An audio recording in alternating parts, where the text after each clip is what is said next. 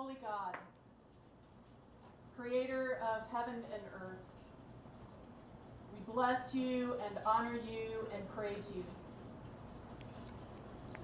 We thank you for the chance to gather together.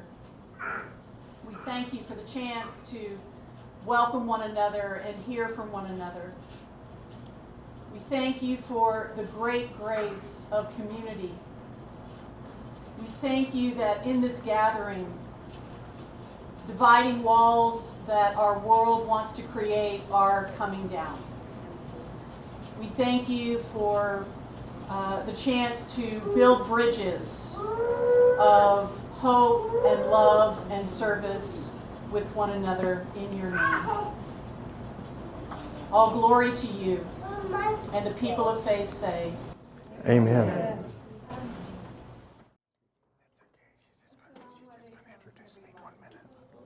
I.S.L.A.M. A greeting of peace to all. Peace within. This is something all of us could use right now. I have the honor and blessing of introducing Imam Sykes, my husband, my best friend, my confidant of 39 years. Abdurrahman, the name, translates to mean the servant of mercy, which this wonderful man epitomizes. So I wanted to mention a little bit about his past. He's been a chaplain for the Department of Justice for 20 years. 20 years. He was a chaplain at Rollins for 10 years. We've been in this community just a little over 3 years and still making our way. But we are so thankful that Coronado has taken us in. The church in the United Methodist Church on Conroy Windermere did the same thing while we were in Orlando. So we're hoping to have that same relationship. But Abdurrahman, we have an organization called Islamic Society Leading American Muslims that has been was established in 2007. And our whole goal was to do interfaith work. So we're realizing, manifesting our dream. Please come up, sweetie. Without further ado, Imam Abdurrahman Sykes.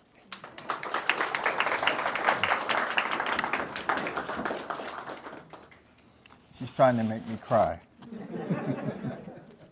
And that's easy to do.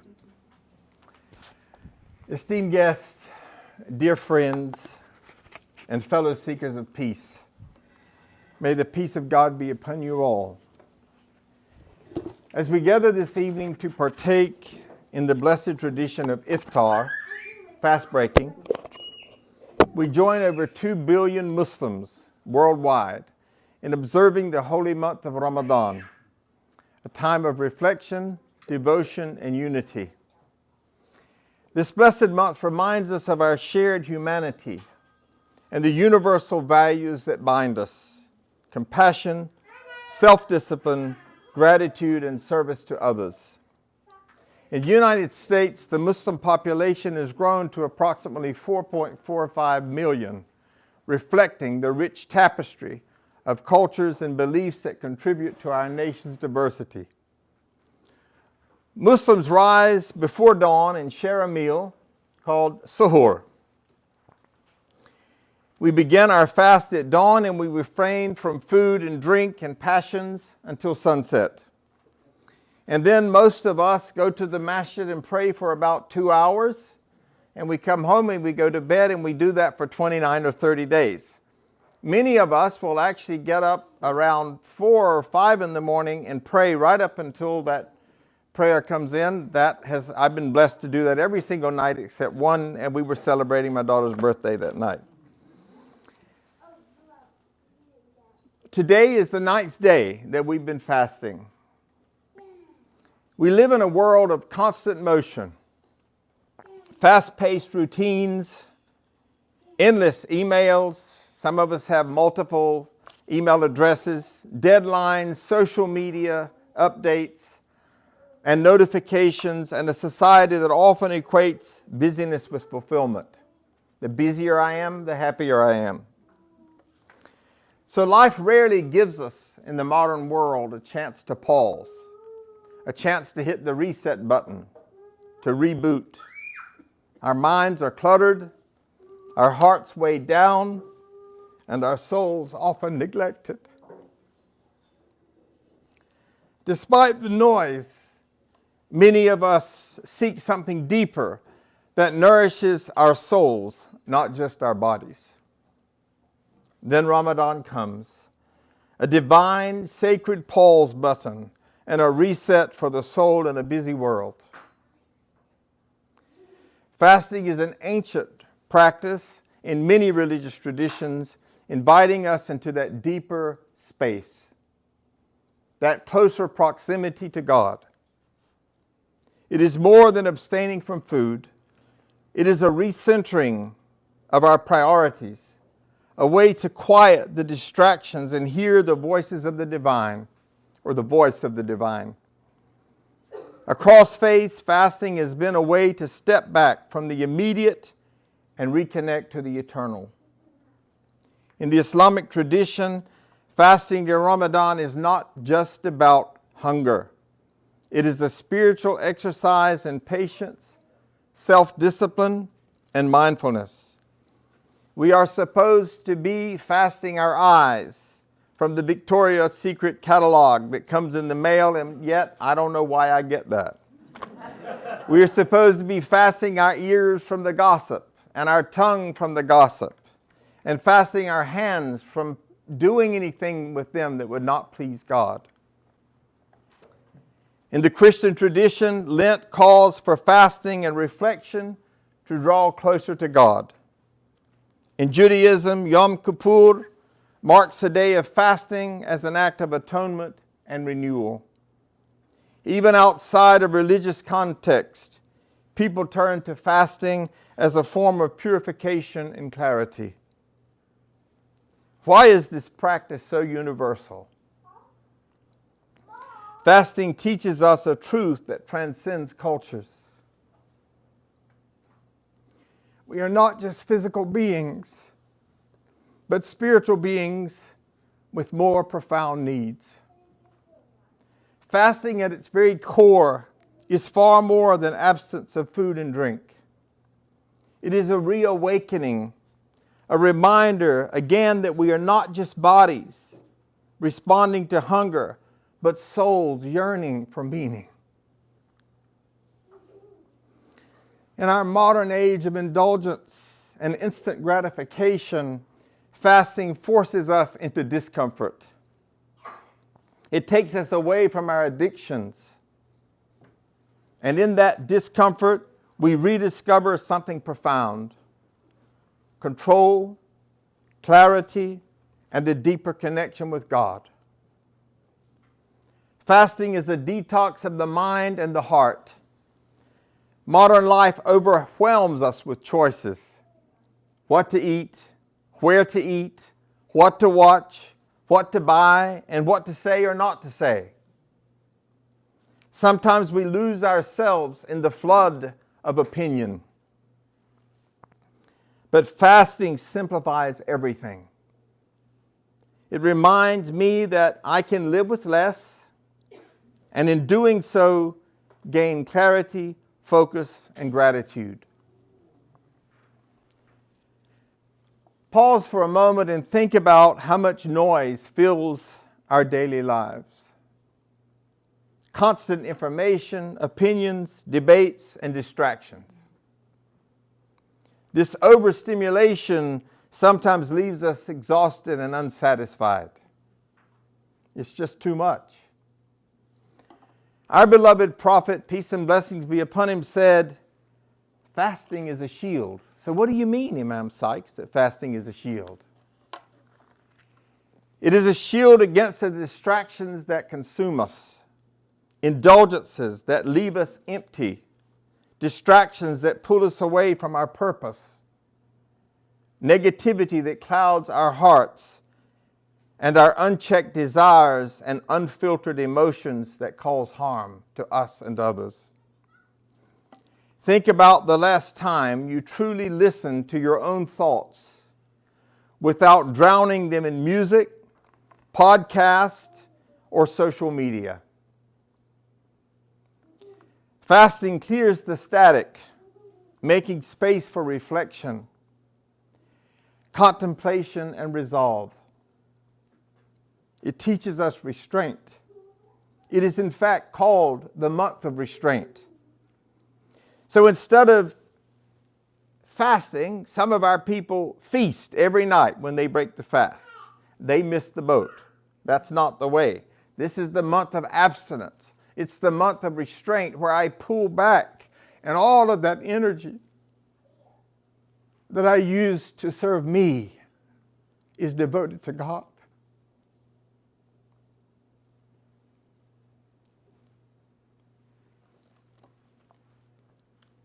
Fasting allows us to pause and ask, what am I filling my life with? And is it genuinely nourishing me, body, soul, and spirit? In the 51st chapter of the Holy Quran and the 56th verse, it says, I have created jinns and mankind for the ultimate purpose that they may worship me. And I believe that in the Christian tradition, which I came out of, we are all born to serve God. That's the very reason we were born. Not ourself, not our ego, not our desires, not our compulsions and impulsions and inclinations. I am amazed at the mental clarity that I gain when I fast. And many Muslims, by the way, fast on Mondays and Thursdays of every week. And some of them on the three, we call it the 3 white days. I don't know why the white days, I guess because it's so pure. But the 3 middle days of the lunar calendar, many people fast. Many of us struggle with stress and anxiety, burnout, and compassion fatigue. And I'm sure that all of the ordained ministers in this room know about compassion fatigue. We chase peace in all the wrong places. Sounds like a country song. Overworking, binge watching, and scrolling endlessly. Ramadan reminds us that true peace is not in consumption, but in stillness. Remembering, connecting, invoking God, and bowing down in complete prostration and sweet surrender. Despite hunger, there is this strange sense of calm during fasting. I used to love to take exams when I was fasting. Even science tells us that fasting improves mental clarity. We live in a time of great anxiety where stress is an everyday companion. We seek relief in comfort food, entertainment, Netflix, Hulu, and all the others that I don't really know much about, so probably shouldn't even try to mention it. But fasting creates stillness. It's hard to run when you don't have any gas. It slows us down, helping us become more aware of our emotions, reactions, and deeper needs. Many who fast speak of an unexpected calm, a clarity of thought, and a lightness of being. It is as if by emptying the stomach, the heart becomes full. And if you've ever fasted, you'll know that the clock moves slower than usual, particularly when it's your first years of fasting. And at 3 p.m., you are convinced that the sun has stopped in the sky just to test your patience. The Quran told us this before science. The Quran, the holy book of Islam, describes fasting as a means of attaining taqwa, the consciousness of the divine. In Surah Al-Baqarah, which is translated to mean the cow, verse 183, O you who have believed, fasting has has been prescribed upon you as it was prescribed upon those before you, Jews and Christians, so that you may attain consciousness of God, consciousness of the divine. That mindfulness is the essence of all spiritual traditions, is it not? The ability to live with intention, purpose, and awareness of something greater than our egos. And let us be honest, fasting also gives us a newfound appreciation for food. You never realize how poetic a date and a sip of water can be until you fasted all day. Suddenly you understand why people write love songs about bread. Let us break bread together on our knees, right? There is a spiritual freedom through restraint.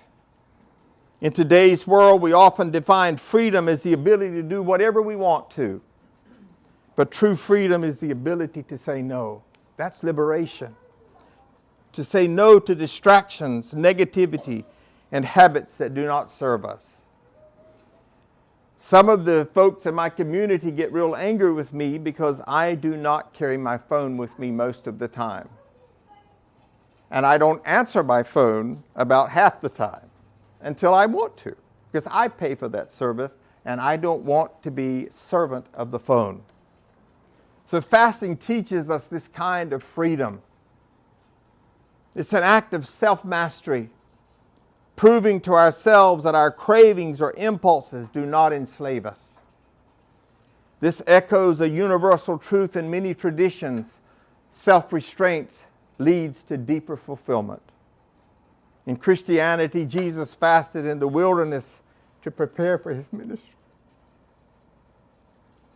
And I want you to know that I love Jesus.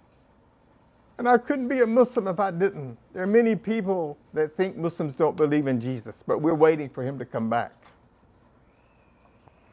In Buddhism, fasting is part of the path of enlightenment. In Hinduism, fasting is a means of purification and devotion. Regardless of belief, fasting reminds us that we are stronger than we think. And let us be real, it also teaches us patience, especially when someone asks you for the 10th time in one day, so you can't even drink water? And then they gaslight you too, and you're crazy.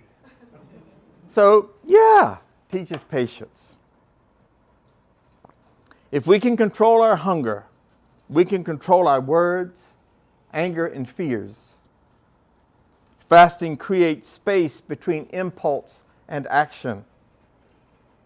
You feel anger rising, but you hold your tongue. Because if you don't, you lose your fast, and you have to make up that day. You experience anger, but you remain silent in submission to God.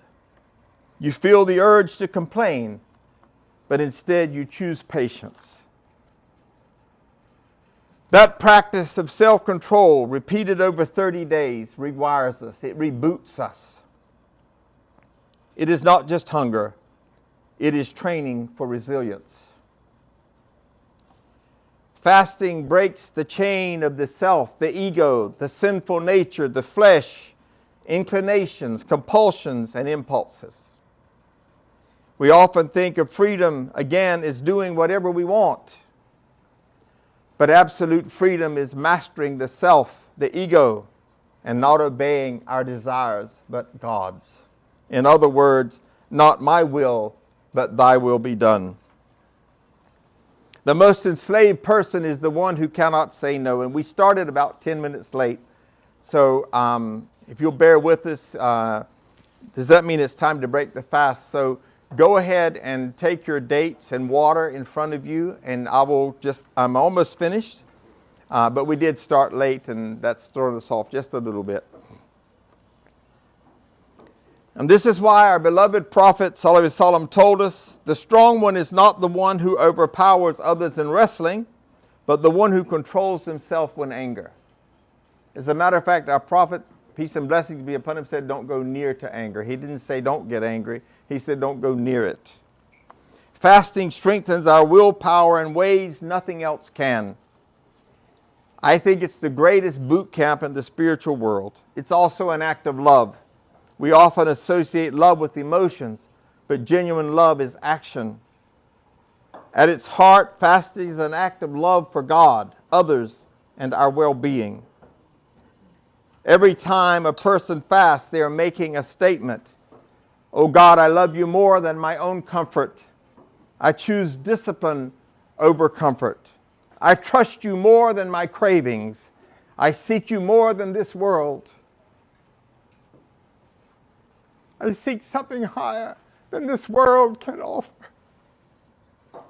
I give up something small to gain something far greater. Fasting is not just a duty, it's an expression of devotion. It's a declaration that we belong to God before we belong to our desires. When we fast, we cultivate gratitude for food, time, and life itself. We develop empathy for those who go hungry, not by choice, but by circumstance. It reminds us of our shared responsibility toward those in need. And let us not forget the unspoken bond among those who are fasting. When you lock eyes with someone at 6:30 p.m. and you both just know the struggle. We become more aware of how our actions affect the world around us. The real fast brings a renewed soul. When the fast ends, something remains. If you've done it correctly, you won't come out the same person at the end. If you haven't done it correctly, you'll just be the same person you starved yourself for 29 or 30 days. Whether it's a single day of fasting, a month-long devotion, or even an hour of mindful restraint, we emerge changed, lighter, clearer, and closer to the divine. So as we reflect today, let us ask ourselves, what distractions am I ready to let go of? As you sit here tonight, let those distractions go and just immerse yourself in the beauty of this fellowship and the love that you experience in this great place. Ask yourself, for what do I truly comfort? What do I truly hunger for? To be closer to God or to satisfy what I want to have a big fat bank account? How can I use this sacred pause to realign with my purpose? Because fasting is not just about giving something up, but about making room for something more significant. And in that space, we may find exactly what our souls have been searching for. We spend Ramadan hungry, but our souls are full at the end. The actual feast is not on Eid. It is the transformation that we undergo. If we fast with intention, we do not just return to eating and drinking. We return to life with a renewed purpose, clarity, and nearest to God. Fasting is not about deprivation. It is about liberation and elevation. And the greatest freedom is becoming who God created us to be. As we break our fast together, let us reflect on the shared values that unite us: compassion, humility, and a steadfast commitment to justice. What my wife did not mention is that I'm also a social worker, a master's level social worker. May this gathering inspire us to continue building a world where diversity is celebrated and unity is our guiding principle. May this gathering and the spirit of this blessed month bring us closer to peace, understanding, and love for one another for His sake or her sake. Thank you for joining us in this celebration of faith, fellowship, and the enduring bonds that connect us all. May God's peace, mercy, and blessings be upon you all.